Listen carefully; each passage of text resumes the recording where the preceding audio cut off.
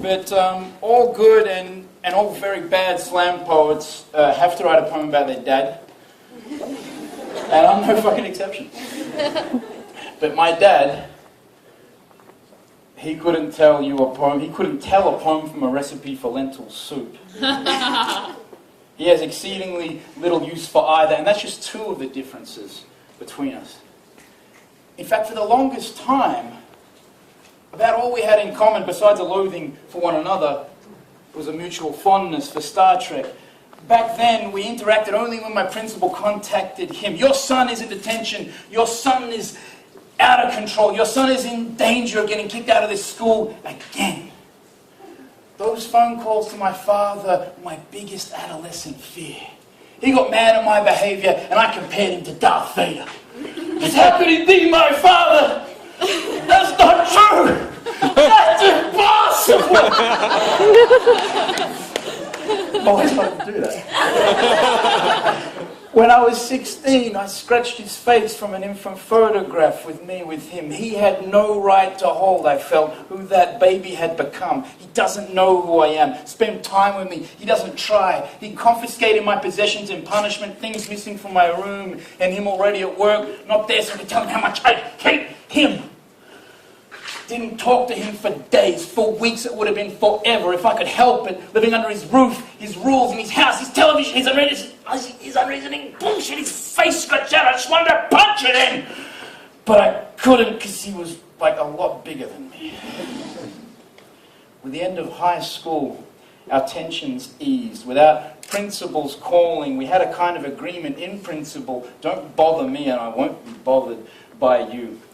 I began working up that hex debt and we might be able to sit together watching some Star Trek.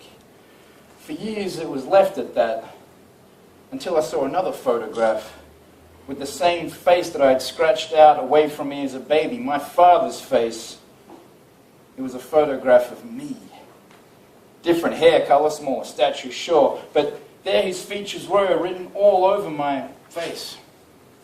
As I left for overseas, he called me his Frankenstein's monster let loose in the world, recognizing now that I am assembled from different components of him, more than just facial features. I've found his strengths and frailties similar to mine. At family gatherings, delving into every topic polite company prefers not to discuss. My poor sisters and mother, they duck for cover. They will never understand these globally warmed, heated discussions we have, pleading for us for no more of these exchanges we fire like we are the personal proxies for Andrew Bolt and Michael Moore. Failing to see that animation twinned in our faces, we both know an opinion isn't worth holding unless you can beat someone else over the head with it. This is not live and let live. This is live not to suffer fools who are foolish in their foolishness. We, both of us, know we have the monopoly on truth. But we can call a truce. Having found our unique way to communicate, agreeing to disagree, having duelled against the only other worthy adversary. In the years between scratching out his face and finding it the same one on top of my own head, I rewatched Return of the Jedi with more analytical eyes. The film, where Darth Vader, the begotten Dark Father, dies, unmasked and redeemed, reborn in the arms of his son. And I understand now those vast spaces between our words, those years lost opposing worlds, generation gaps between the cats in the cradle and the discs in the DVD player, watching Star Trek together. I know now why I like a good argument, or even a bad one. My father laughs like me, from the belly. He laughs at what I laugh at a world that all too often needs laughing at. He enjoys his books and his bike, a quiet drink and some time alone to think. What makes my dad makes me me. I'm an apple that's not fallen too far from his tree. His Frankenstein is my Darth Vader. And I love him, simply stated, or perhaps better articulated, as how David said it to Captain Kirk at the end of Star Trek II.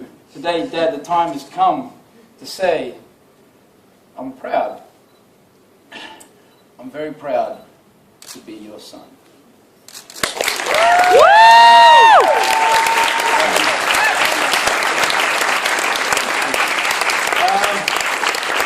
I think that's about it. I forgot to plug my CD.